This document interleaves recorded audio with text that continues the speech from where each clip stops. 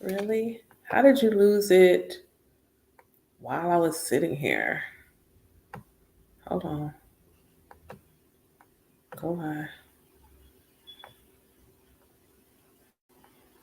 Hold on. I don't know what's going on.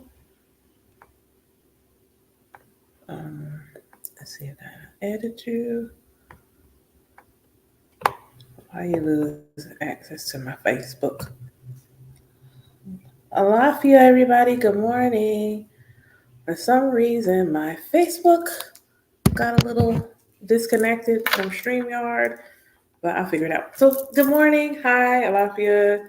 Happy Friday. I hope everybody is feeling well. TikTok is always first in the building. Good morning, good morning, good morning. Where, pray tell, do y'all hail from? Um, if you are new here, hi. Um, I am. Let me see this. Hold on. Let me try, click here. Can reconnect. One second. Alafia. I hope that you are well. I am. Did not have a plan to go live today. I'm just gonna be real honest. Didn't have a plan to go live today, but I ended up having a conversation with someone this morning, and now my brain is like, "Yeah." That's what happens. Mercury's no longer in retrograde, and so my brain is moving, and I was like, okay, maybe I need to finish the thoughts, the downloads. So um, this morning I ended up somebody that I used to work with um, asked me, would I be willing to do an interview for their paper? This is the second time actually someone has been doing a paper either for their master's or PhD on religion and spirituality and reached out to me to see if I would interview, be one of the interviews they did for their paper. So I honestly feel really honored that that would be something that would come up. So in the course of the conversation, basically just a lot of conversation around God and things of that nature. And I'm just like, okay, this seems cool. And I honestly was surprised because, they are not in an ATR and I am. Thank y'all for the likes. And I'm like, okay, so what prompted them to want to have this conversation with moi, knowing that I don't just practice an ATR, I am a priest in the tradition. And so I was really kind of surprised, but it was like, you know what? This is cool. So in the course of having the conversation, um, I ended up just simply getting inspired. And I was like, I haven't had this talk in a while about not necessarily my journey with Ifa, but my journey with God as a result of my relationship with Ifa. But before I goes any further, allow me to first introduce myself. Hi, I am Ianifa Owini Adina Durusimi Fa Omi Shango. I am an Ianifa in the Orisha tradition um, known as Ifa. If you ask me which version of Ifa, I would say it's more than most Isheshe. So, but it's not in Nigerian Ile. I don't want any confusion. Um, even though the gap may be confusing for some, but no. Alafia, daughter, Agbo Ato, I hope you're doing well this morning. Um, but I want to start with my name because of the things that have changed for me recently. It is the thing that probably stands out to the most people. It's like, did you change your name? And Alafia Minerva, and I don't. I feel like I need to go and do it, explain it. Um, um, hold on. Morning chat. Whilst the kiddos go. No. So I'll tell you the name story because that was part of one of the things I wanted to share because, you change your name. That's kind of it's kind of a big deal. And My name gone in general. So my birth name is Dania, and so if you've been following me for a while, you know that was included in my name post initiation. And growing up with a Hebrew name, because my first name is my first and my middle name are Hebrew. Growing up with a Hebrew name in Georgia is interesting. Growing up with a Hebrew name in Georgia is an interesting journey. It's probably an interesting journey anywhere, but heavy on it's an interesting journey in Georgia. And when I went to, go to my initiation, I really wanted to include it in my name because Ia, it's Dania, it's not Dania, it's Dania. Ia was already present. Ia was already there. In a very literal sense, I have always been Ia in some way, shape, form, or capacity. But when I was little, having people mispronounce my name over and over and over again, I often resulted to telling them to call me D, like DEE for short, or calling me Danya. So to make it easier for them to pronounce. It wasn't until honestly numerology, understanding the energy behind my first name and the energy behind my nickname and the difference in the energy. Ago Ato Ashuri Wori Wofun Alexis.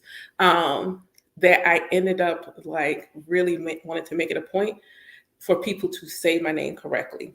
Taking it a step further, recognizing me being a Black woman in America, the significance of allowing people to call me something other than my name, remembering that my ancestors were not allowed to go by their name.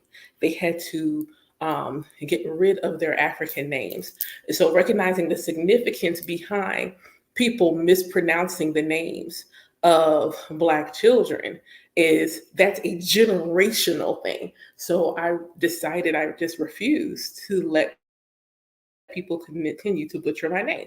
So a few years ago, prior to initiation, I said, don't call me D anymore. That's not my name. My name is Dania. And if you care anything about me, you correctly. Um, and then your name is your personal oriki. Like that's your personal chant. When they say your name and they say it correctly. Hold on, let me answer my goddaughter real fast. Give me a second. Y'all, 2 seconds. Alexis, get for me, Alexis. Let me tell Cherie.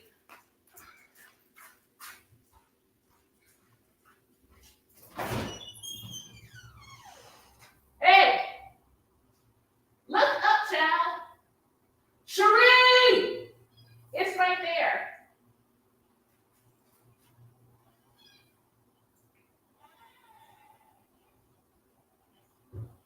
Sorry, I went live, but it's right there.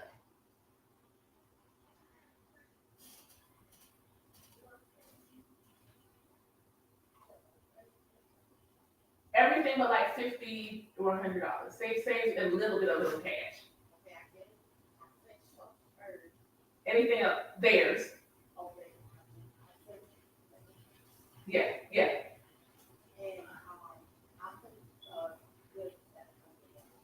Okay, that's fine.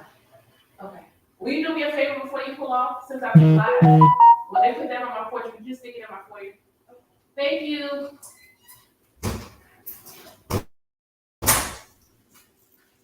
I'm coming. I knew that was going to happen. Sorry. One of my godchildren came by to get something from me. And yeah, so I appreciate y'all still sitting here. Okay, so names, pronunciation of the name, it is important. So if you are someone who has a name that is challenging to pronounce, I know, right? Behind the scenes, that I have an ear. I'm always doing something for one of my godchildren. Um, if their name is challenging to pronounce, Tchaikovsky, Schwarzenegger are not difficult to pronounce. just perspective. They're not difficult to pronounce. Your name is not difficult to pronounce. Make them say your name correctly. So when I decided to initiate, and it's not, I think we have to relearn. So if you can say it, they can say it. Because at the end of the day, all they got to do is repeat what you said. They don't even have to like look at the letters. They can look at the letters, but then listen to what you said and pronounce it. So when I got ready to initiate and I got the names associated with my Orisha and things of that nature, one of the things that I was like stuck on this fact is like Ia has been in my name my whole life. And now that I am an Ia Nifa, it's like, oh, she's always been there. And interest, like when you look at Ia Nifa and it means like the mother, like Ia means mother. When I was going by D, if you do the numerology of D, Agbo Ata Oshori Wori Wofun Sezon, if you do the numerology of the name D, it comes out to being a 6. 6 energy is that of mother. So again, even though I was shortening my name, I was still calling this mother energy to myself. So when I, got initiated, it just made sense to me. Ia is present in my name. I'm going to keep it. And I love Ia Nifa Dania Faomi Shango. That was a beautiful name. That was an absolutely beautiful name. And now that was going further, something about names came up twice. Once in a dream, my grandmother said, you have many names. And she gave me one. Then later on, a few months back, I think at the beginning of the year, during Itadogun, name comes up again in the Odu that we receive. It's the Odu used to talk about the naming ceremony that you get when you're a baby. So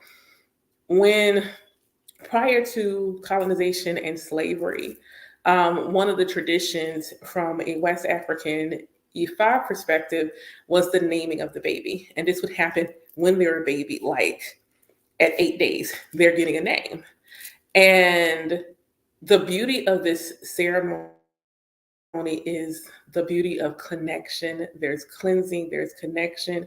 And what I realized is there felt like something was waiting for me. And so I asked Ifa, I was like, I knew from a Ile perspective, I was birthing Omos who had their hand of Ifa. They needed names. I was like, okay, cool. But what about me? And I was like, yeah, you need this. And I was like, okay. So during my naming ceremony, first off, the days leading up to it were super emotional. And I'm not going to cry again, I hope. But Donnie Ya has been my name my whole life. I'm 45 years old. Donnie Ya has been my name my whole life. And my friend who presided over the ceremony, he was like, you are still Dania. And that's okay.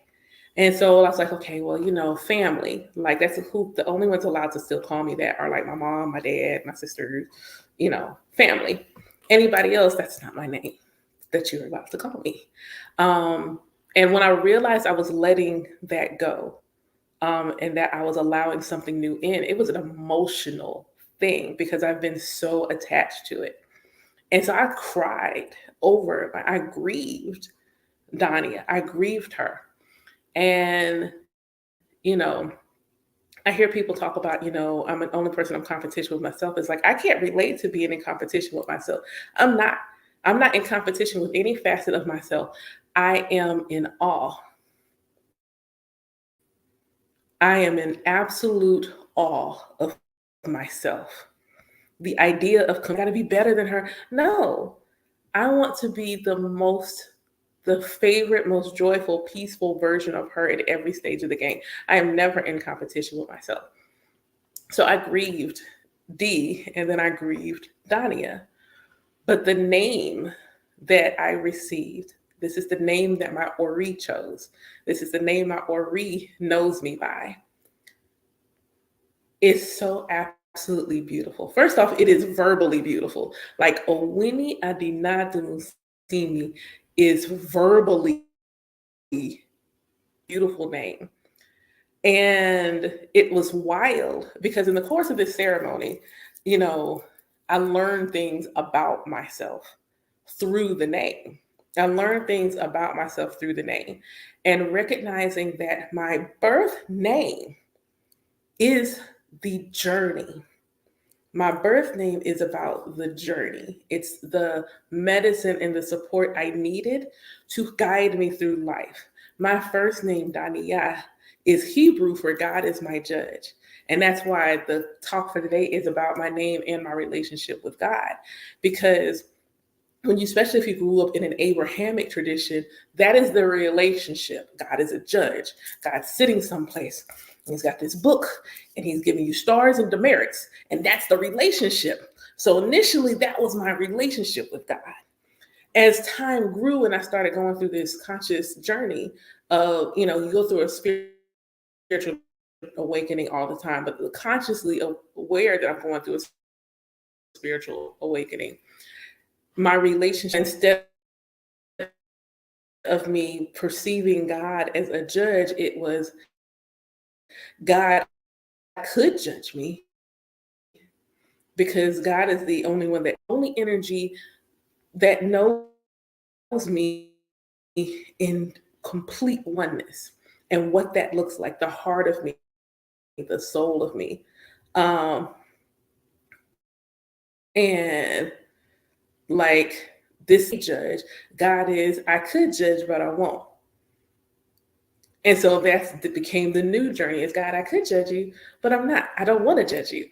I'm living as you. Would I look like judging myself? And also then me not allowed to judge myself. It was a twofold, two-pronged shift. How dare I judge me if God is not judging me? How dare I judge myself if God's not judging me? Why would it be okay for me to judge me? So now I have this new relationship with the Most High. And like going on a conscious awakening journey, and Ifa is what gave that to me. Someone's like, one of the things Ifa gave me, and Ifa gave me God.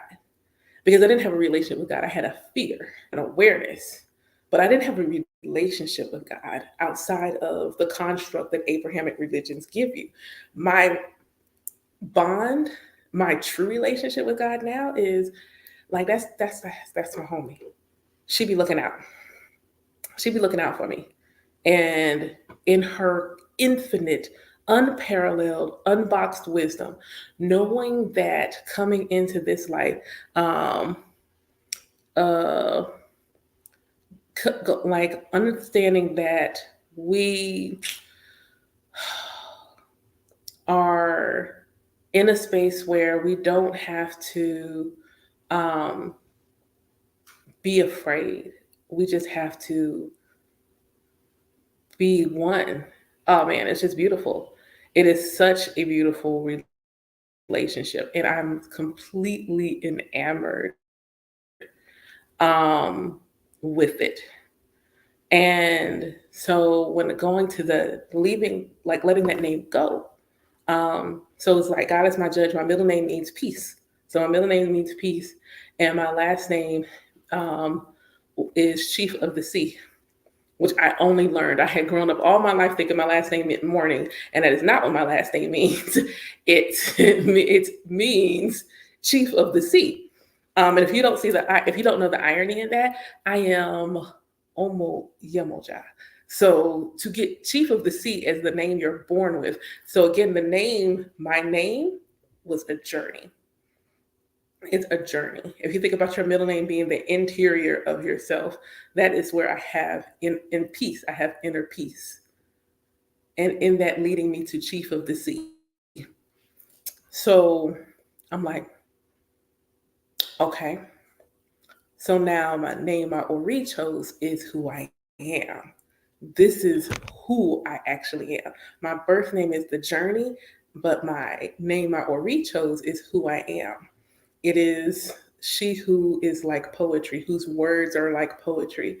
And when you think about that, especially people who have been following me for a while, know one, I have 4 books published. I have 4 Alafia, Agabo, Ato. I have 4 poetry books published. I have 4 poetry books published. One of the things that I have heard say to me periodically is that my voice is bewitching, which I always find amusing. It's like, your voice is so bewitching. I could listen to you talk all day. And I spent a long time hating the sound of my voice. Especially if you work in a call center, they were like, hey, you did such a great job on this call. Let's play it. No. If you're going to, that's cool. I'm going to leave the room. And you let me know when you're done, because I don't want to hear it. I did not like the sound of my voice. So to have this full circle moment where spirit is like, go ahead and what you call it, make this Patreon. What? What do I want to do with that? Make the Patreon. Okay. Go ahead and start a podcast, do a YouTube. Wait. You want me to talk? You want me to talk to people? Why are you tripping? Why? And it seemed like from like corporate America forward, it was like this constant need that to for me. Indeed. Like, well, that's what my intuitive yes is, a wrinkle. Oh, it feels like a wrinkle in my nose. So that's a whole other conversation. But I'm like, why do you keep wanting me to talk? Why do you keep wanting me to speak? And one day I did a couple of poems during Juneteenth here in my town, which was a huge thing. Like, my Ori wanted me to do it, a few ancestors, like it was coming through real heavy. You need to do this. So one of my friends actually, she videotaped it live. And so I got to see it. And when I listened to it, I was like, is that me? Is that what I sound like to y'all? Oh, I had never until that very moment actually heard me, because I couldn't hear me before, because I couldn't see me before. And so at that moment, I actually heard me and what I sound like to other people. And I was like, oh my God. Okay. So my first name makes sense. Voices like poetry. That was absolutely perfect. And then my second name means she is born of royalty. She is already crowned. And then here comes the next part, being Omo Shango. And Shango does not have daughters. Shango has births women kings. And it's just like what if y'all understood the lengthy process that it takes to get to the name? And I just heard the song. Now the song's gonna be in my head. That what it takes to get to the name, the chances of me getting like it included both poetry and royalty is almost next to impossible. Like, it's infinite. There is the possibility of it coming up that perfectly is next to impossible. But here this name that includes both the fact that I like poetry, that I'm supposed to use my words. It gets even better. If you look at my birth chart, my north node is in the third house. The third house is the house of communication, writing, and things of that nature. And then my south node is in Pisces, which is the sign that rules poetry. So again, there's like things can't be perfect, and then that happens. The sheer perfection of the naming. Um, and then the third name is a reference to the fact that I've been here before. It's like I have one who is born twice. It is a reflection of me being a returning ancestor and having a long life. And I'm like, so I'm an old soul, confirmed, literally old soul. And okay. So when I look at my names, it is a reflection of my journey, my relationship with God, and me coming to who I am.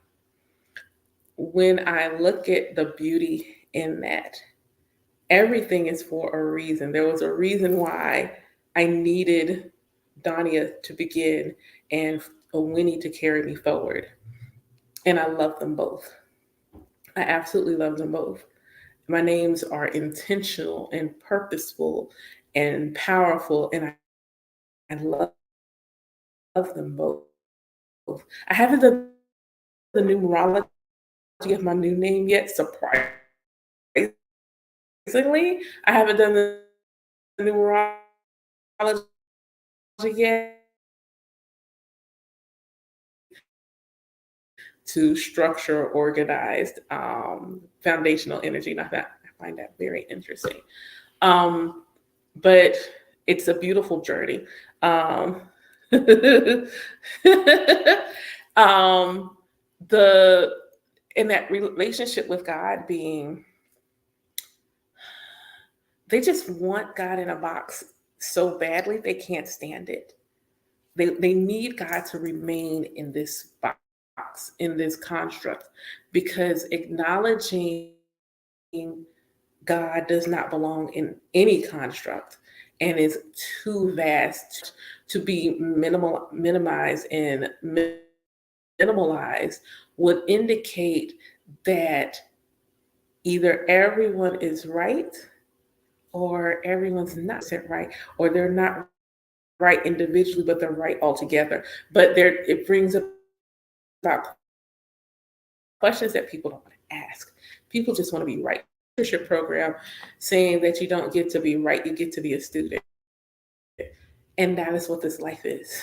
When I think about your relationship with God, is you don't get to be right. You do get to be a student. And when I say a student of God, you get to learn how God manifests around you through your life experience. What does it look like for you? How do you perceive God? How does God reveal herself, their self, his self to you? And I feel like it says more about you if you are willing to limit God to He than it does about people who are willing to see God as they, God is she, God is everything, God is the universe. Like I always hear people's like, oh my God, anytime I hear somebody say something about the universe, is the universe not of God? Y'all sound weird. Like it's like God created everything, is everything. So that would mean the universe or universes, the multiverse. Like, um, like so you like did God create the universe? Well, yes. And is everything in creation of God? Yes. So like so you're saying that God's the universe. I oh you ain't like that. Yeah, you ain't like that. Yeah, yeah. It, stop limiting God. You have experienced God in a multitude of ways across lifetimes, across planets, across star systems, across dimensions. You think them other lives in the other star systems know what like think real talk. Like if you were to go to another star system and another planet and they mention like Star Wars, not Star Wars, Star Trek, even like all the alien species had a name for God. They all, but it was still God. They all had a name for God, but it was still God. And it's like, why can't you like make it make sense? Thank you, my darling. Like make it make sense. Like, why are you so eager to make God small? Why are you so eager to make God small? And that goes to your relationship with yourself will impact your relationship to God. How you perceive yourself will then manifest in how you see yourself and relate how you see the divine in you and around you. And so if you are still living in a construct in a box of who you are and you have not allowed yourself to break free, then of course you're going to feel more comfortable if you leave God in the box. Because then God's in the box with you. And why not versus you letting go of the box, you stepping outside of the box. And it's not telling you to believe the same thing that someone else believes because that's no fun. If God wanted everybody to believe the exact same thing in the exact same way, then everybody would look the same, think the same, talk the same, dress the same. We'd all be the same, because do you think God's stupid? God didn't know what God wanted. Otherwise, like, oh man, God messed up. God made us all different. Did she? Or we're supposed to be different, which means how we relate to creation, how we relate to the world, how we relate to God is supposed to be different. We're supposed to be different. So if we're all supposed to be different, then why not just be different? Alafia, Janelle. Why not just be different? I have a class in my mentorship program, From Self to Source, with E5. And after my students go through all this self work, because they got a lot to do of digging into themselves, they finally get to a place where they can consider and reflect about God. Because they have to reflect about themselves first before they can reflect on God. And the first group that went through this exercise, we had this conversation about God. And I had them journal. What is, you're having lunch with God, who's sitting across from you? What do you see? And then writing a letter to God, which was one of the harder parts. Like, write a letter to God and say, what is the relationship you want to have? What's the relationship that you needed to have up until this point that you didn't have? What does it need to look like? And it was such an emotional sharing. There was so many tears and pain and anger and frustration around the relationship they didn't have, that they needed growing up and coming to this place. Because my class is, I like, it's not 100% this, but the majority of my class is Gen X, like full spectrum, like from the older to the youngest, Generation X.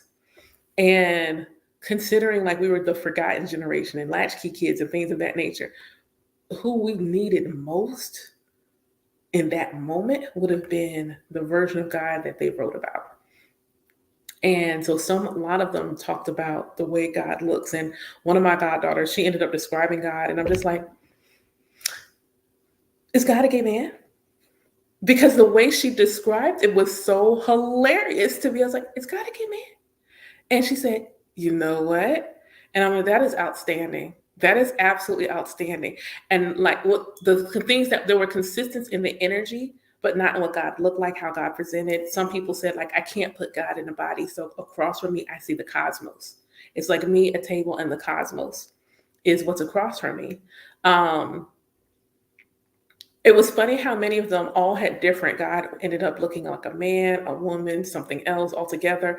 But the voice of God was always Morgan Freeman, which was completely hilarious to me. How many of them said that even in the body of a woman, God's voice was still Morgan Freeman. And I thought that was hilarious. But they all just had this beautiful expression of God through their own eyes. And it was absolutely magnificent. I read or listened to God as a Black Woman twice and walked through the book with my Black women's group. And one of the exercises I had them do is look in the mirror with no pretext, go to the mirror every day for a week, look up, smile, say hi God, and walk away. And it was important for them to do that. Because as Black women, womb holders in general are an interesting emanation of what the creator is. They are the only beings on earth that are able to birth something into existence, literally, in a very literal sense, birth a life. And their womb, whether they keep it or not, that energy, they still retain their energetic womb. That is the portal between heaven and earth. It is where the soul and the body come together within womb holders. There is no one else it comes through. It comes through womb holders in that place. No one else has this portal. So there's that deep connection. But then you have Black women who hold the blueprint for everyone, who hold the blueprint for every race, every color, every shade. They hold the blueprint for everyone. It's like it is important for you to recognize that. it's like you're the portal and then a next step away from that, like the mother of humans. Go look at yourself in the mirror and say, "Hi, God." And it's not that no one else can do the same thing. Everybody can do the same thing. Go look in the mirror every day for a week and say, "Hi, God." Imagine, like, even if you struggle with be recognizing that energy is neither created nor destroyed, meaning everything has the exact same energy and there's only one source energy, and that one source energy is called God, the creator, the most high, Oludumare, Olorum, like whatever the nomenclature is that you use for that energy. It is the one energy, goes by many names, and you are it, because everything is energy, which means you are energy, which means that is who you are. Even if you struggle to get there, you at least know you're God's creation. So even then, giving reverence to the creation. Hi, Brandy. Giving reverence to that creation. When you honor yourself, when you honor Mother Earth, this is what our ancestors understood. Honoring yourself and honoring the planet honors God. Honoring yourself, honoring the planet honors God. I'm not, and now I can't. Now I can't see you. I can't see you. Like, thank you for the like. I got toddler personal.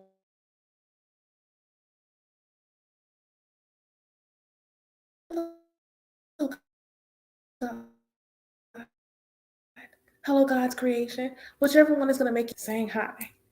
The beauty in West African tradition, especially Ifa. Ifa,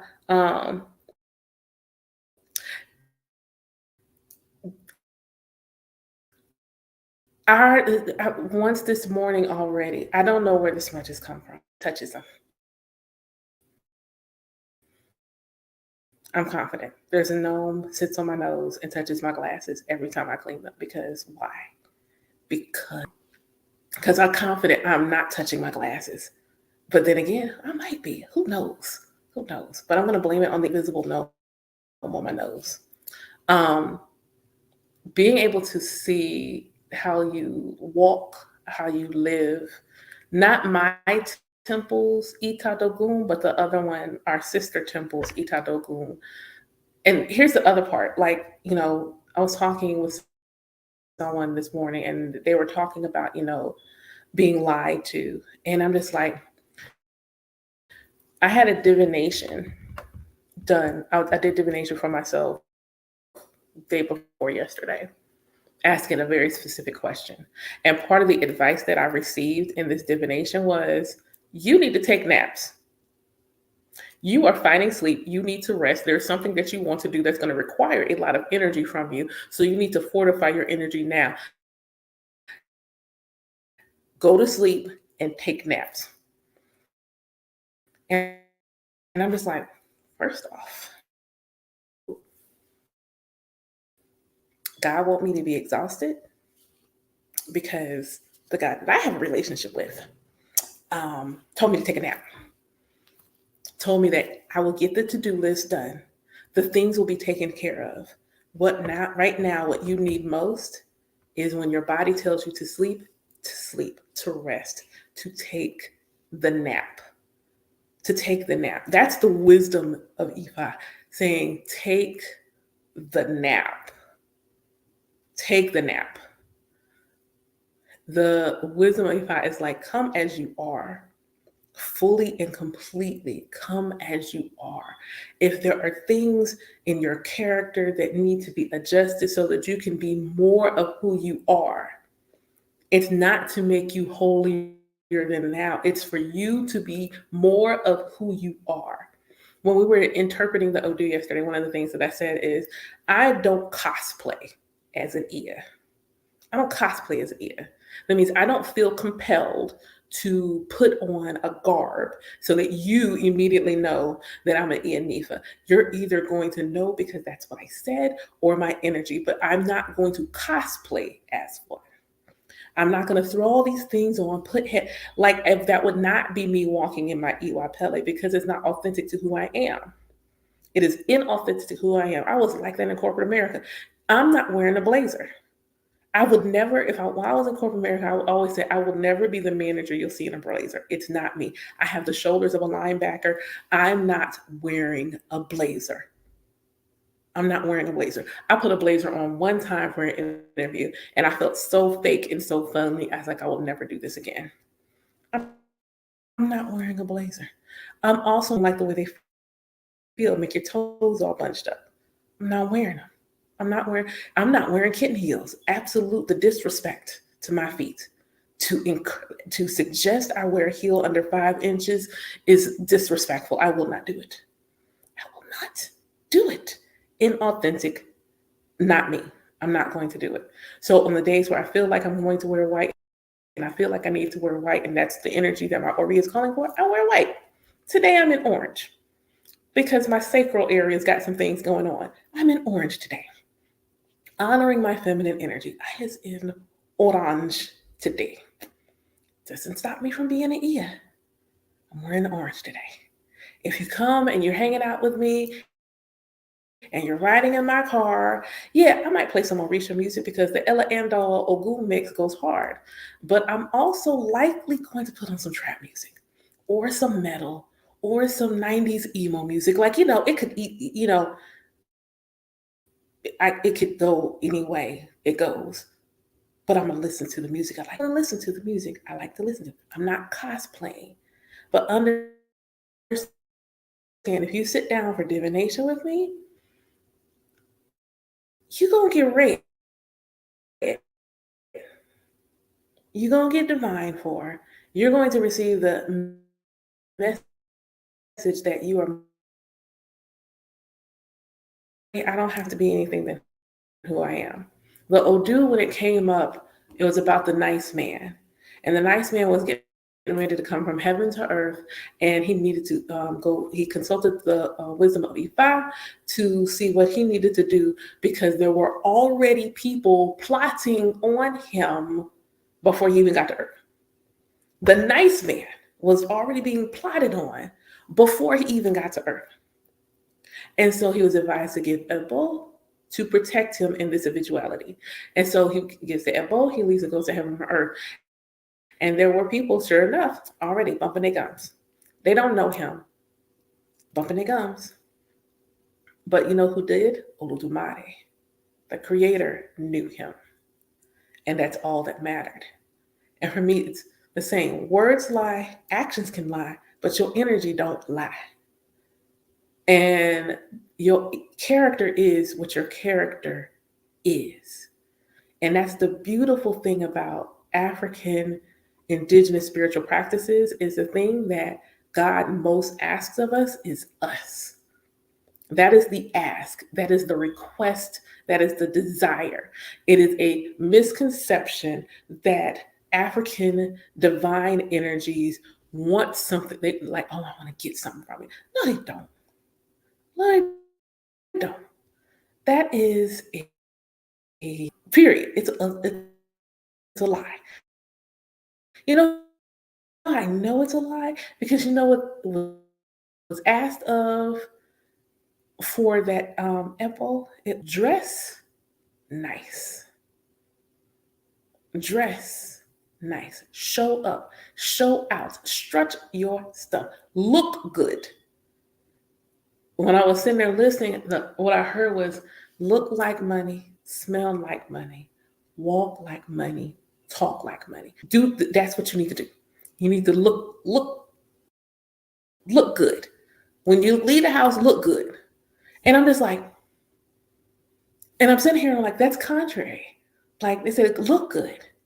Speak well. Be mindful of your words. Be mindful of the energy you put out into. You know who that benefits? The person and the people they interact with. Because God don't need that from you, respectfully. But there's always an energy exchange. There's always a give and take, a push and pull, but it's not what most people think it is. But because they are so stuck in keeping God in a box, they refuse to even have a conversation and just talk about it and learn something they didn't know and recognize that we aren't recruiting. Like, I'm not recruiting anybody to E5. At one point, hey, if you would like to, initiate, I have never made a live to say, hey, if you want to initiate the E5, come. No. In fact, I'll have people in the comment section, hey, I'm looking for an elder in E5, and I won't even tell them it's me. I'll tell them how to vet someone to see if that's their elder. But I won't sit there and say, hey, come to me. I no. If they are meant to come to the tradition and come to the tradition through me, they will. They will. They will. I already know that there's going to be people who come to the tradition through me. E5 has already made that clear. So I don't have to recruit. I don't have to recruit. Those who are called will hear the call and will do what needs to be done. And if they are called and that call needs to be answered by coming to my temple and my elate, they will. They will. Will I invite you to come to Itatogun? Absolutely. I'm not recruiting you. I want you to come fellowship with us. Come hang out with us. Because if you're someone who's been curious about the tradition, that is a great way to get exposure. That and divination, those are two really good ways. But without having to go to divination, go to somebody's worship service. Bring the wisdom of E5. What kind of wisdom is being shared? How is it being delivered? What does their, prayers sound like? And all of these good things. And you just want to see the various ways that E5, the Orisha, manifests through all these lineages. I feel so fortunate that when I am with my temple and with our sister, the Odus were different, but the messaging is always so similar. It's simply delivered in the way that it needs to be received for those who are being present to hear the word of Ifa in that moment. It's not the same Odu. It's not the same stories or anything. But then when I see the levels and the overlaps, I'm just like, that's some beautiful stuff right there. That is so beautiful.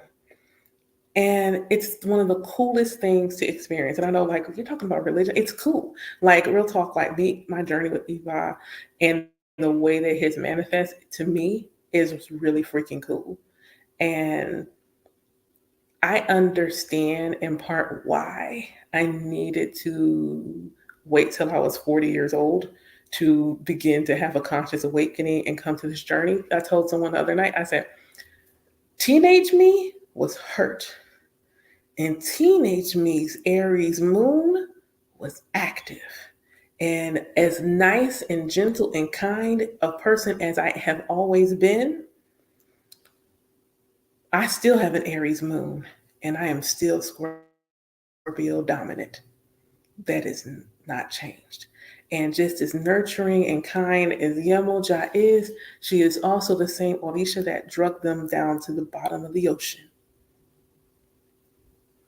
So, as a teenager whose hormones are doing all the things and you may not have control of your vengeful tendencies, I don't think I needed full access to my power and my gifts and the things that I learned as a teenager.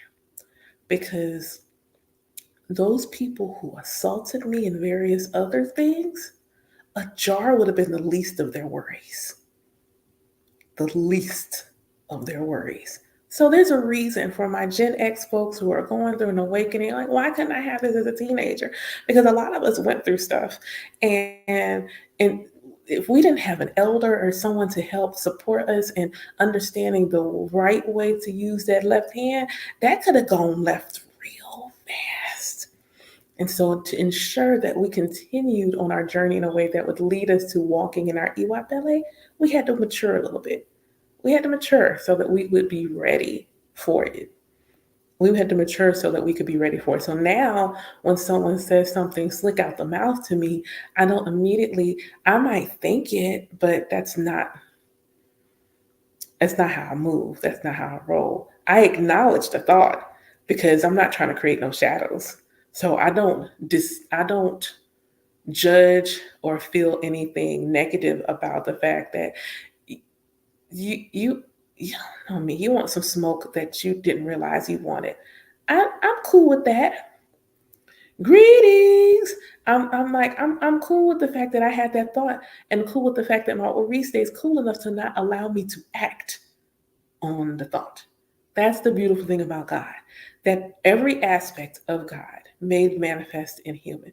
God is peaceful, gentle. Oh, I'm going to create these birds and these flowers and these trees and cool. Let's make a man-eating lion. Like same, same energy, same energy, just different facets, different aspects.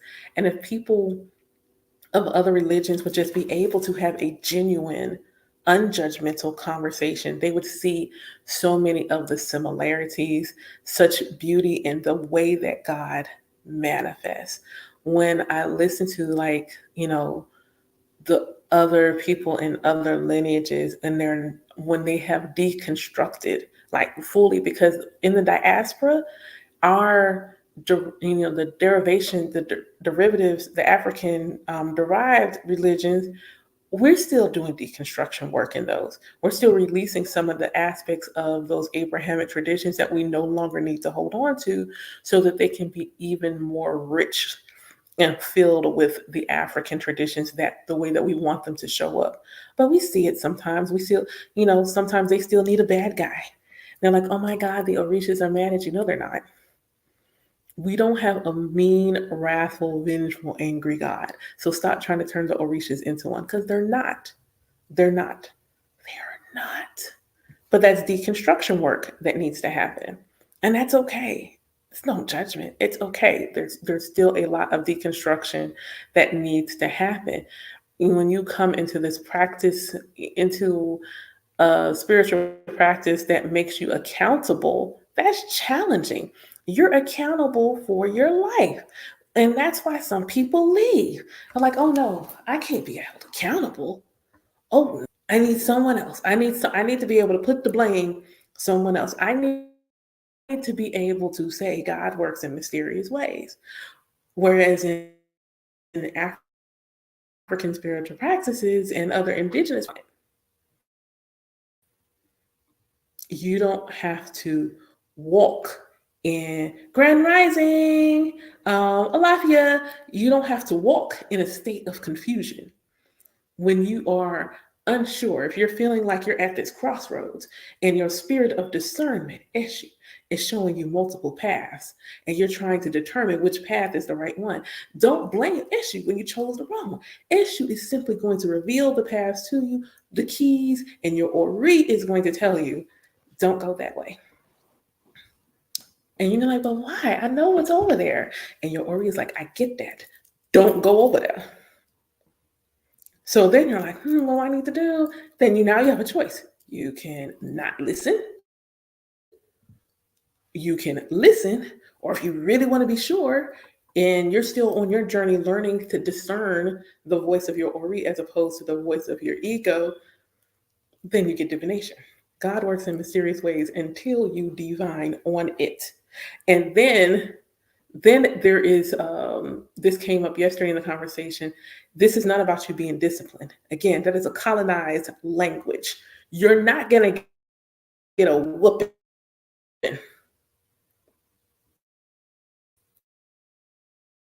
You're not going to get, hey, Bree, you're not, stop it. God is not holding a belt, a whip, or anything else out to beat you because you may, oh, Ashay, dang it, I can't text him. But that's not what it is. Listen, it's not what it is. So when you have, like, you gotta let it go. You made a choice. You made a decision. I think it's either a story. The decision is like, you're gonna go down this path. And there's going to be like a tree to fall or something to that effect. So let's say it's going to be a tree to fall. There's going to be a tree fall. And so when you get your divination, they say, hey, you're going down this path. The tree's still going to fall. But if you walk on the left side versus the right, you won't get hit. Tree's still going to fall. But if you're over here, you won't get hit.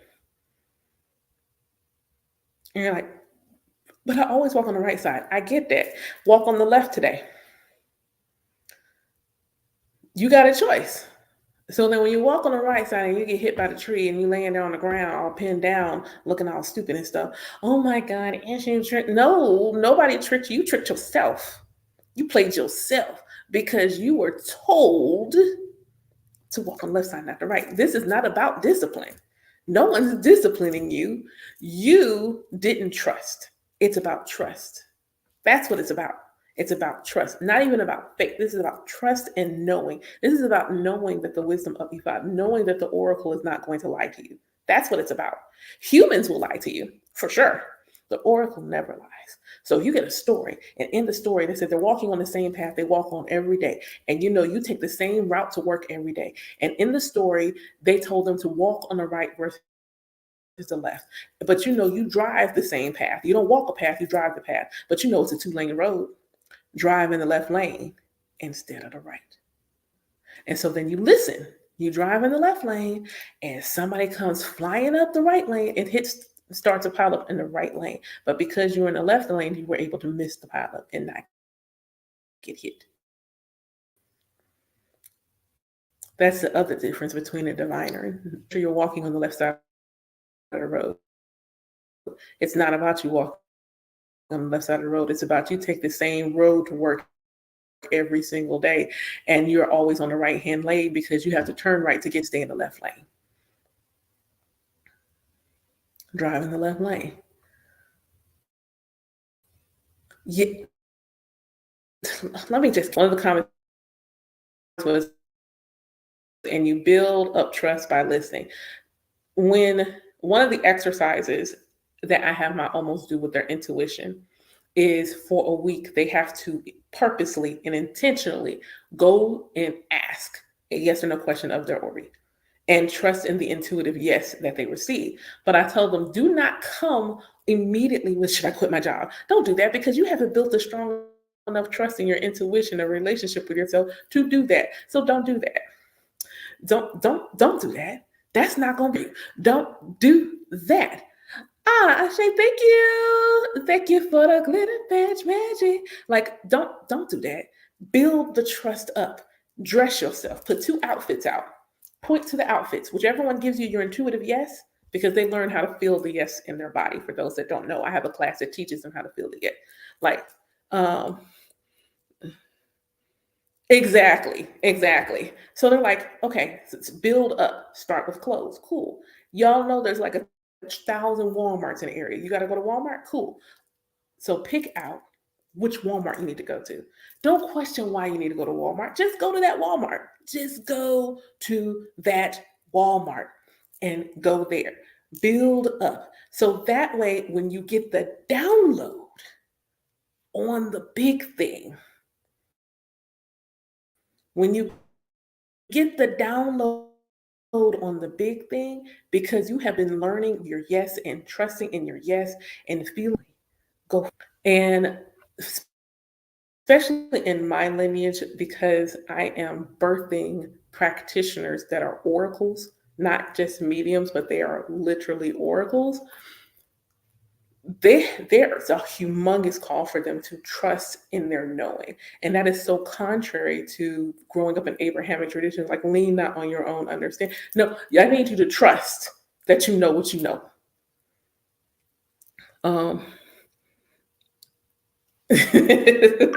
Like, trust that you know what you know.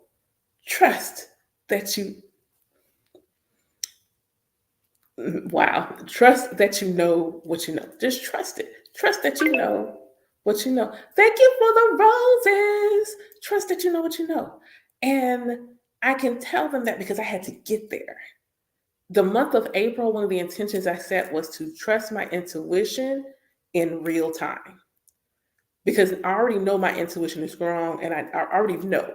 but it is the timing of it that's also essential. Trust your intuition in real time. So, an example I told them a while back was I was leaving the store. So, when I got to the store, I saw a homeless man sitting on the curb, and I had a bag full of chips that my kids don't eat. So, I gave him the bag of chips. I'm like, here, would you like something? I'm like, it's just chips, but it's food. Would you like it? So he takes the bag and then he says something. Thank you for the hearts. Oh, thank you. Who was that? Magic. Yeah, thank you, Magic. So I'm sitting there and I'm just like, okay, so he was talking about a ride, and my Ori was like, mm-mm. And I'm like, no, mm-mm. And I am a giving person. I have been without a transportation, and the fact that he would needed transportation somewhere. Sorry, the fact that he needed transportation somewhere was most vexing, but my Ori was like, no. And so I listened to her. So we go in the store, do what we need to do. And as we're coming out and I get in the car, it's like, call your mama. All right. And I was like, oh, yeah, my mom had a doctor's appointment today. She took Lyft. I need to call, make sure everything's okay. Call my mother. My mother says, did you hear me? Because the phone was in her hand. She had just walked out of it's like she walked out the doctor's office, put her phone in her hand, and then I called. Why was her phone in her hand? Because she was debating on whether she was going to call me or call Lyft. I was like, when I'm out, you want me to come get you? Trust your intuition in real time. In real time. And even if you can't act on it in real time, acknowledge it in real time, in that moment. In the moment when you get the intuitive hit, the intuitive nudge, the doubt, in real time, trust it right then in that moment. If you are I've taught them how to throw their, get yes and no with their shells. I'm like, you better carry them shells in your pockets. Carry them shells in your pockets. Don't think that on a good day, I won't have some random shells in Walmart. I think I was divining on plants. Hold on. Oh, wait. I forgot this little puzzle. Let me move this little puzzle piece. There we go. But I'm in Walmart trying to pick up a plant. And I'm like, hey, Ori, which one? And I think something was going on like my sinuses. And because my intuitive yes comes through my nose, if I have a cold or something, I do lean on my shells then because my nose is all clogged up. I can't feel it. So I'll be at the store just, okay, this plant. All right, got it. And in real time, in real time. And recognizing the way intuition speaks through and it speaks through your Ori, and recognizing how that manifests within you, that has been like a game changer. And then what it also does is eliminates the relationship with God being cryptic. It's like you can ask God, but God's not going to give you a straight answer. God won't give you a straight answer. That is not the relationship that I have. But it's also an intention I set. I set a few intentions very early in my aware spiritual awakening journey.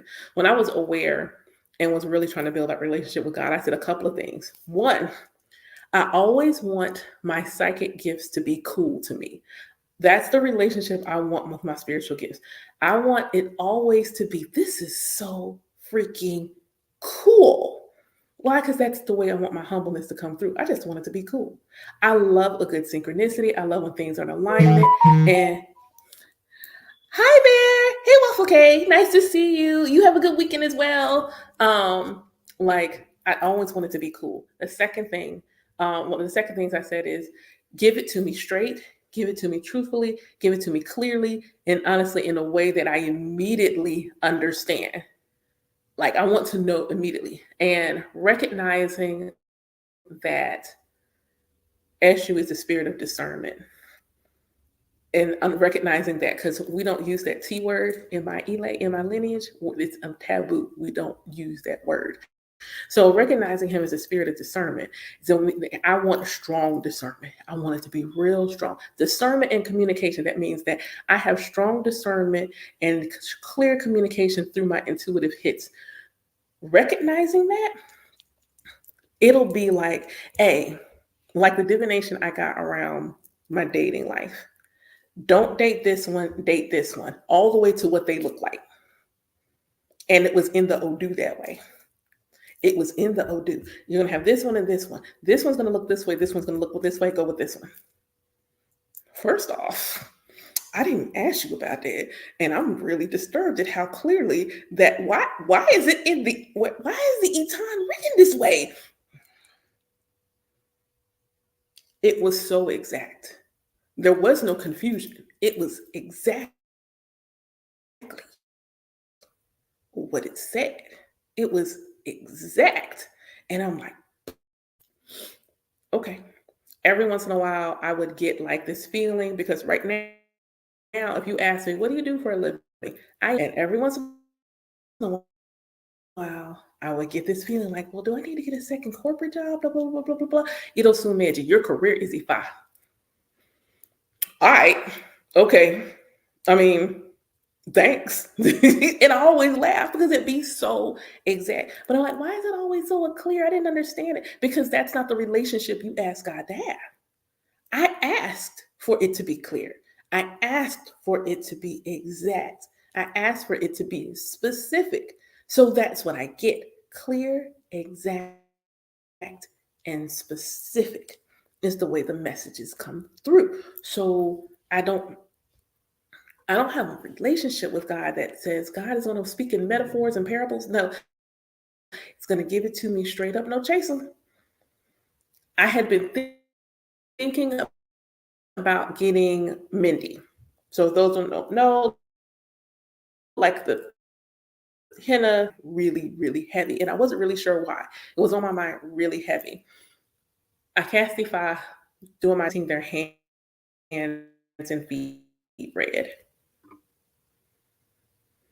Oh, well, maybe there's a reason I'm thinking about getting Mindy done. And I went ahead and got it done. That was the EBO. And I'm just like, okay, you know, okay. There was no, it was exact and it was specific. And I'm like, okay, bit. Because I mean, there's thousands of verses. Ain't no way I could have just randomly scrolled across that, like, just like here, this one's gonna fit my no, it doesn't work that way. It doesn't work that way. So you asking God how you want your relationship to be, telling God, like, hey, this is the way I want our relationship to be. This is what I want it to be like when you send me signs and symbols. This is what I want it to feel like when I know that it's you close to me. This is how I want to see. I want to tell you how there's an image of the planet Earth on my TV screen right now. And what I'm looking at is clearly a continent, but it looks like face of somebody with a head wrap on. I yeah, okay. Um, okay.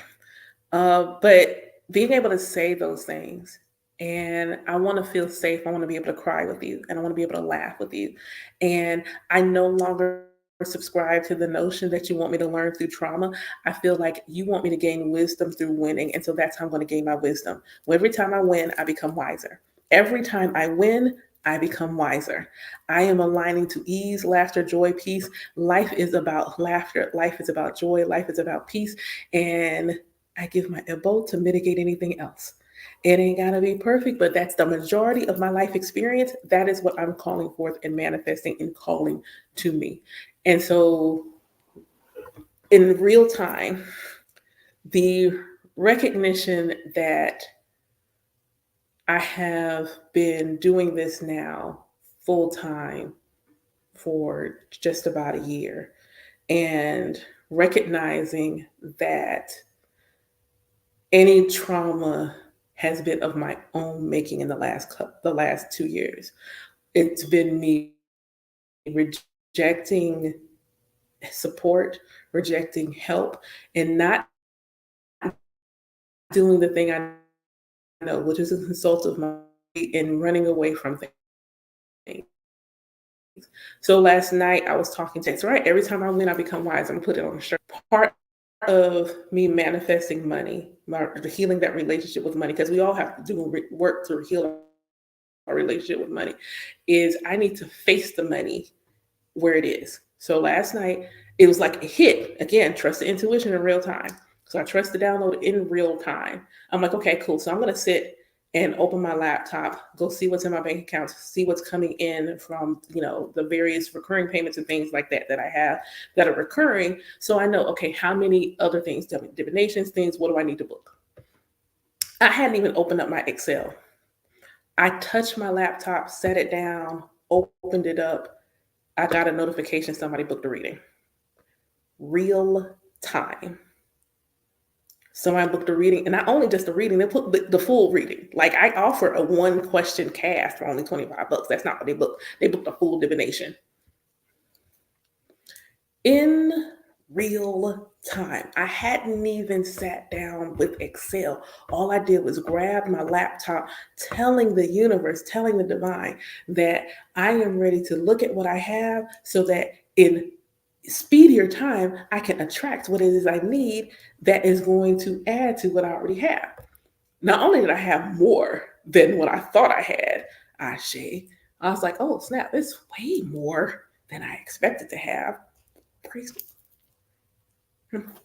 And then I was like, okay, this is realistic. So all I need is, and I was already like, boom, boom, boom. Okay, so now me and my Ori can have a conversation. My Ori and I don't, and when I say that, I mean that I don't have to cast, I don't have to do nothing. Just me and my Ori can sit and have a conversation.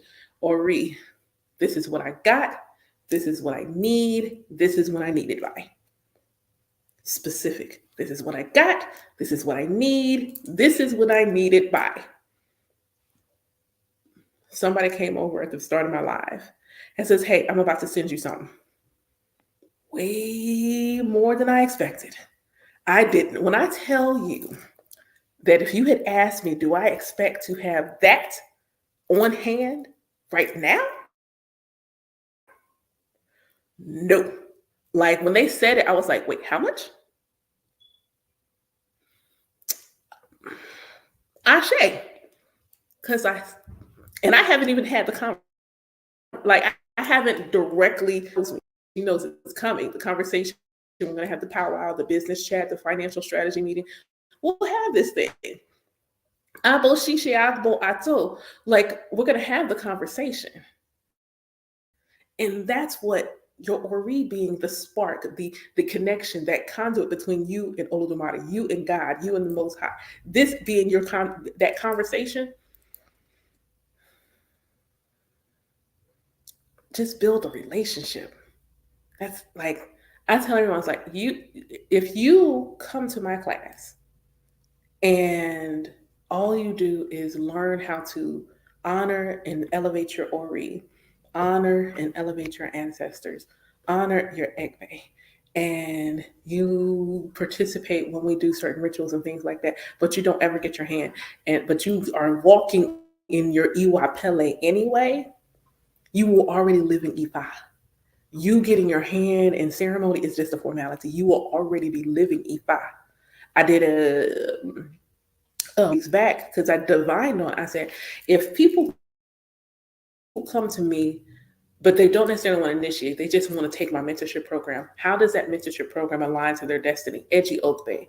All my Orisha practitioners understand the significance that when I ask Ifa, what does it mean for the person's destiny? Even if they don't align to initiation, but they take my class, what energy does that give them? They puts them in Ejiope.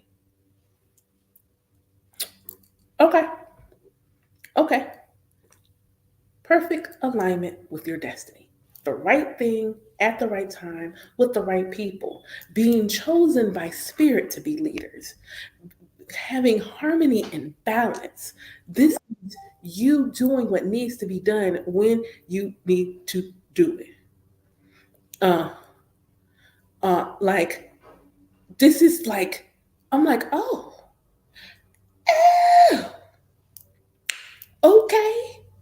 Oh, okay then. So understand, like you don't have to, for people who want to take the mentorship program, it's called From Self to Source on purpose. Because the journey with E5 is taking you from recognizing yourself, small self, and putting you recognizing that you are also source, taking you from self to source with E5, giving self love being the roots of your tree, giving self love as the roots of your tree, and E5 being the soil, giving soul food to those roots so that your tree grows strong, that your tree is outstretched and is reaching out to the cosmos. And doing it in a community, which is so like I tell them sometimes, it's like y'all don't even understand. Like y'all having this space here that we that put together, where y'all can come and share and talk and do all these things, and this learning that you're having together. The manifestation of how these energies show up being so different, being so different amongst all of y'all. It's the most beautiful thing, that it's just like the most beautiful thing. And I'm just honored that I get to do it. Like it's like a humbling, honoring, empowering thing. Like yesterday I was like, thank you for trusting me to do this work. Like thank you for trusting me to do this work, and I am so honored that I get to do this work in this way. I'm grateful that I get to birth this lineage, grateful. And when every once in a while I'll be like, God, are you sure? I'm a bit of a goofball, Lord. Like, yes, I'm an ENE. I know not everyone's supposed to go through initiation. Absolutely. The idea that, this is such a beautiful thing and they get to go through this journey with me. Because initiation is just a step. That's not the journey. The journey is the journey with themselves. The journey is the relationship. Everything else is a support of that journey. Everything else is in support of the journey with self. Everything else is support. Everything else is a bonus. Everything else is a bonus feature to that. And I'm like, y'all are doing an amazing, just amazing. And understanding that they are all these womb holders, and they're different. I mean, I have two that are not melanated, um, but all of these different walks of life, different ages. I'm impressed that like I've actually got one who she's going through it, and but she's coming, like she's getting ready to go to college. So she'll be a freshman in college when she really gets into the work. And I'm just like, if I had been 18, 19 years old and someone taught me how to go read my birth chart or pull my numerology, because that's the first thing they learn how to do is to learn themselves. And then they get taught how to use the tools that are available to them. 19 years old, the power.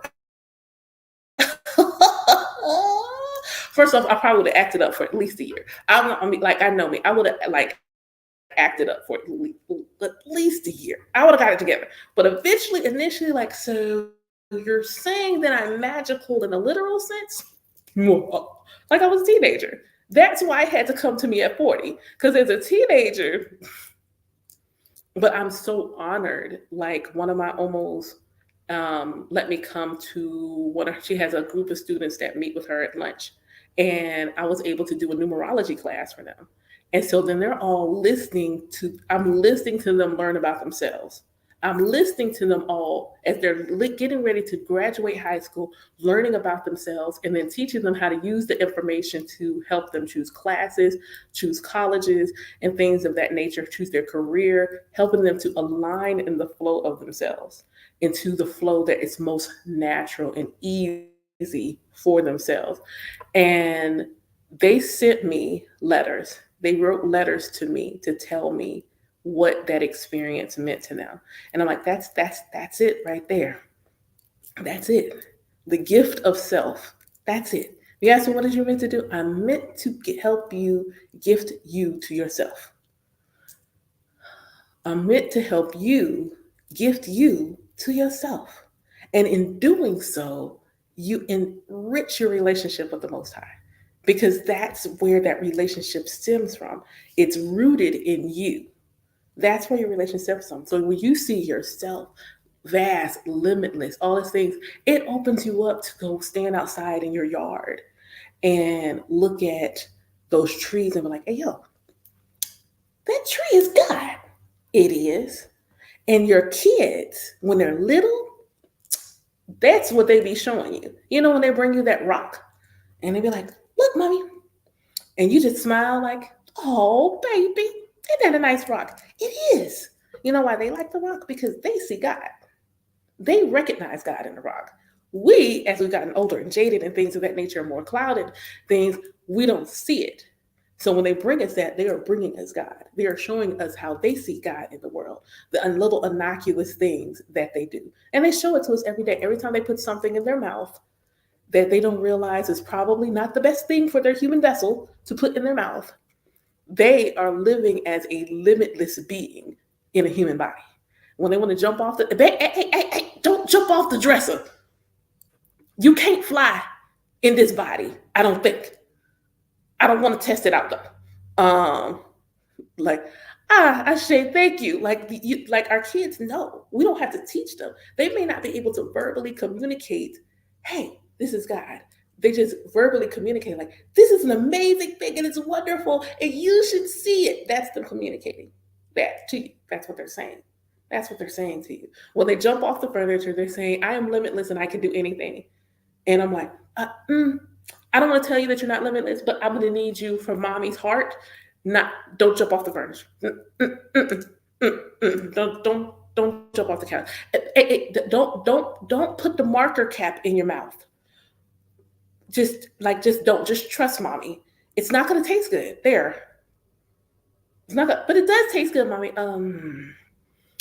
It won't taste good forever. So yes, you just take the marker cap out your mouth. You know, they don't see it because they still see themselves as limitless beings. It's only when they start getting those messages of you're too small or you can't do this or you shouldn't do that, then they start to develop that separation and connect more with the fact that they're human and less with their divinity. And so that other relationship with God is seeing it through the eyes of a child. Like, what would that relationship look like? When you were a kid, it's like, my relationship with God is, I thought I could do anything just like God. I could be a superhero. I could be Wonder Woman, Storm. I could do all the things. And I'm like, so how do I started working on regaining that relationship back? And through the lens of Ifa, it's like, okay, you know what? I am absolutely ecstatic about my relationship with God. Like, absolutely ecstatic. I see posts like, I want a God fearing woman. Well, I am not her. You do not want me because I don't fear God. I want someone who's like, disciplined. I'm not disciplined because I don't believe in the idea that someone's going to whoop me. And discipline indicates that if you don't do something, you're expecting a punishment. I'm not disciplined. I am consistent. And that is different. I'm not disciplined. I'm consistent. Not the same thing. I am devoted. Discipline. Ain't it? I don't obey. I don't obey the beauty. like it's even in Olodumare does not make it both obligatory, meaning it's not about obeying. Do you trust? Do you know that the oracle never lies? And do you trust in the wisdom of Ifa? There's no discipline there. There's no obeying there. No one is punishing you. Whatever happens from that moment forward is in your control. Whatever happens in that moment forward is in your control, not anybody else's. You can't blame anyone else because you got whatever the wisdom was, and then you had an active choice. As you didn't open the door, as you stood there, it's like, okay, well, which key did you choose? And you take the key and you open the door. No one's punishing you. No one's tricking you. Nothing. You tricked yourself. You played yourself. If it ends up not working out the way that you wanted to, that is on you. And being able, and even in all of that, nobody's judging you. You still have an opportunity to rewrite your rudder, to go down the path down an easier path. Taught we're so used to the pain and the trauma and see like it has to be wrong. Why? Because it was easy. If God can make it hard, you don't think God can make it easy? Like, again, like respectfully, that sounds stupid. If God is completely capable of making things hard, don't you think the same unlimited, all powerful energy can make it easy? Which one do you want to align to? Well, I want to align to easy. Then have it easy. Then have it easy. The choice is yours. Hold on. Who is it? Oh, well, hi. Sorry, I have a visit and I was just trying to figure out who was sitting here enjoying themselves. So, recognizing it's a choice. Up until the moment we we're living life most of life and then we don't know that we have a choice. And then all of a sudden we learn we have a choice. That's when the accountability begins. Not before that, because you ain't know no better. But once you know better, those that know better do better. You have a choice. So choose better.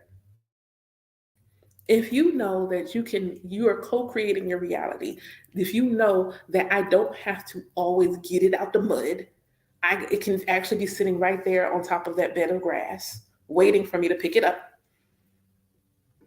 And I don't have to dig through the mud to get it. I could just, oh, cool.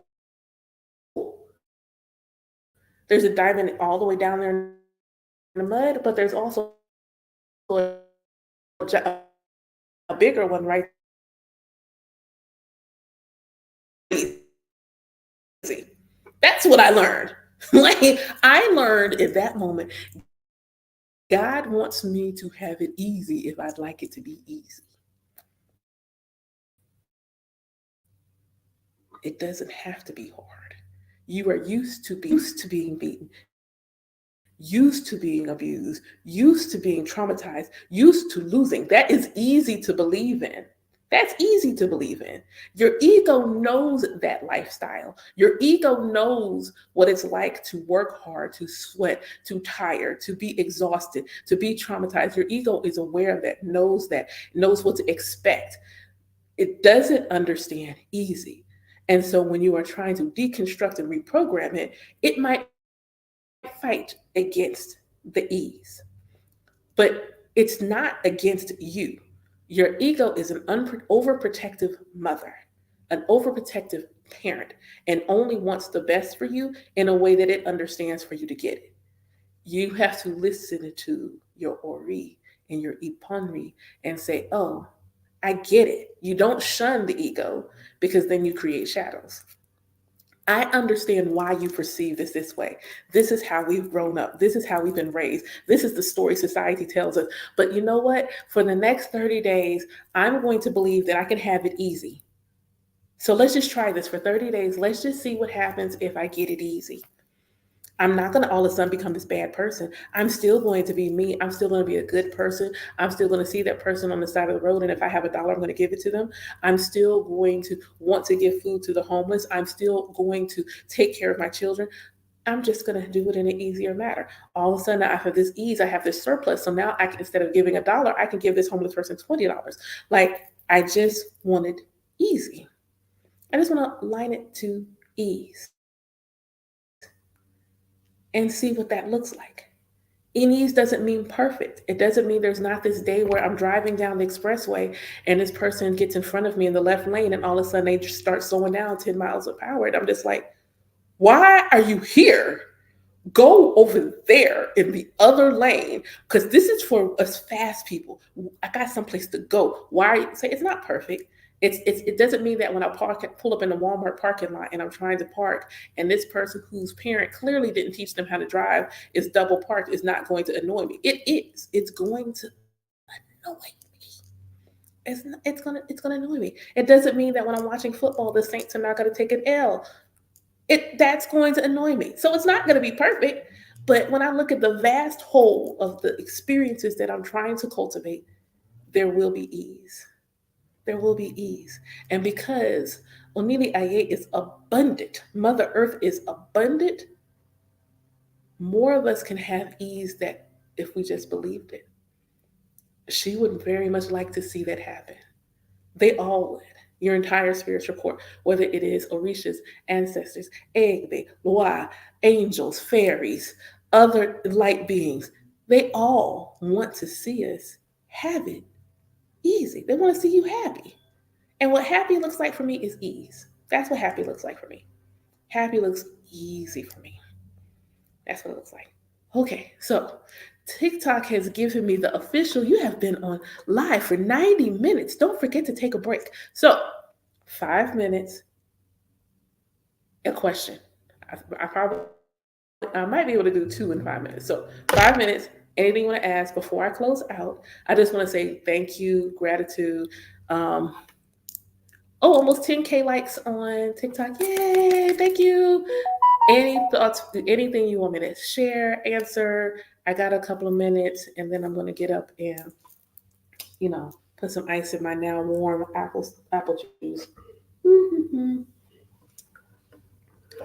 But I appreciate this. This was cool. Like I said, I had no intention of going live today.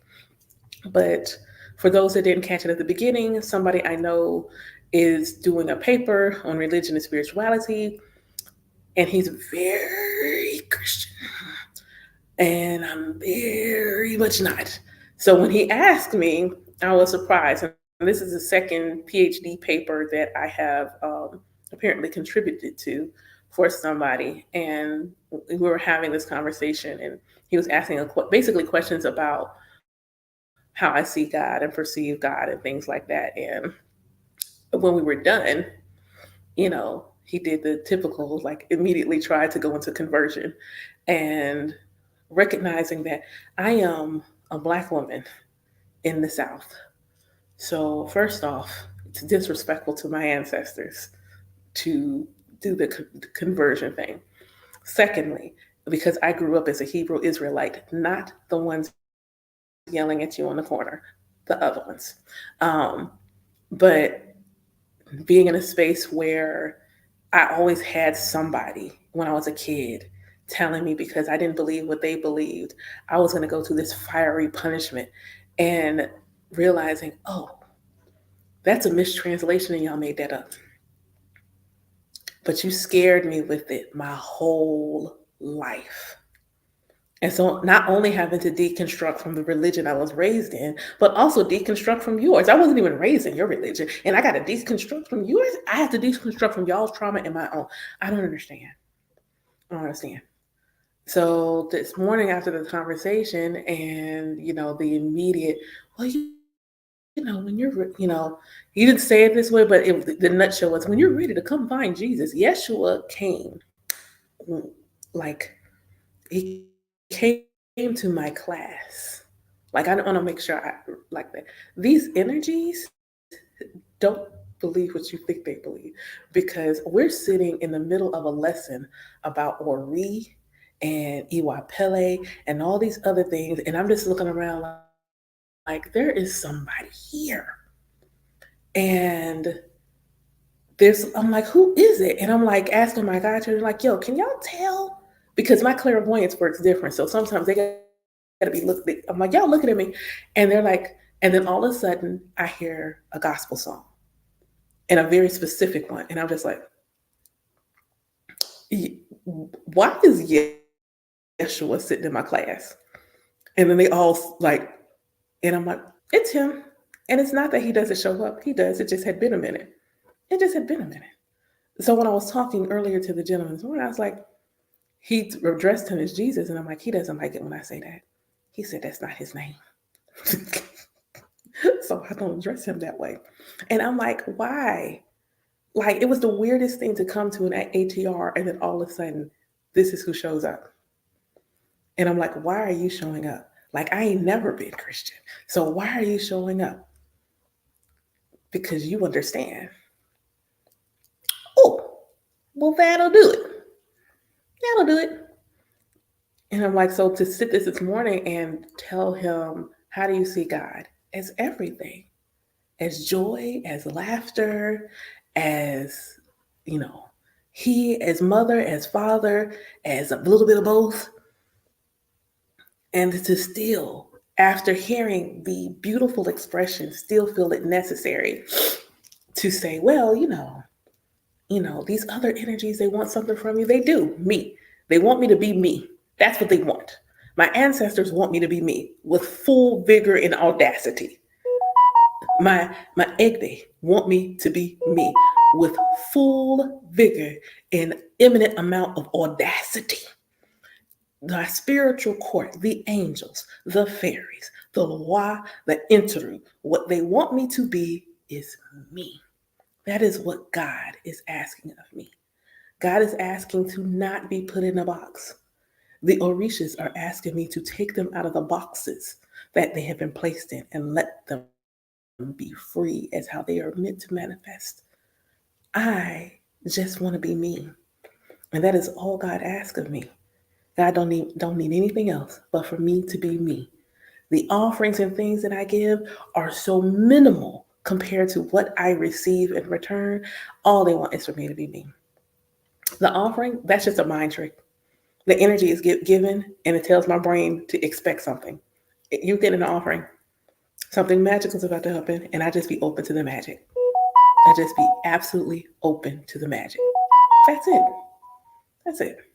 So if I don't leave y'all with nothing else as I go and venture out to the rest of my day, because I think at least 3 of my godchildren have texted me since I've been on this live, it is that embrace your oneness with the creator, however, the source in all things and all people, and just revel in the joy of being correctly. For those who missed that at the very beginning, make them pronounce your name correctly. It is a praise to you. And so they need to say it with a whole chest, respectfully, and pronounce it correctly. I appreciate what is this Sunday? It's 27th, not the 28th, but the following Sunday, I think it's May 5th. I'm going to be hosting my monthly, I do this once a month where I open it up to the community, come and fellowship with us and through my Ijo scene. It is always Oshe Irinle, so it is always Shango's day. I don't always do the Shango piece, but the last couple, Shango has been like, hey, yo, let's party together. So we'll see how it goes. But if you are interested, it is free. You can RSVP on my site. Thank y'all for coming. Thank you so much for being open to receive. I hope that you all took something away that nourishes and leaves you feeling much more yourself than when you arrived. I hope you have a beautiful day. We'll do for you. Odabo.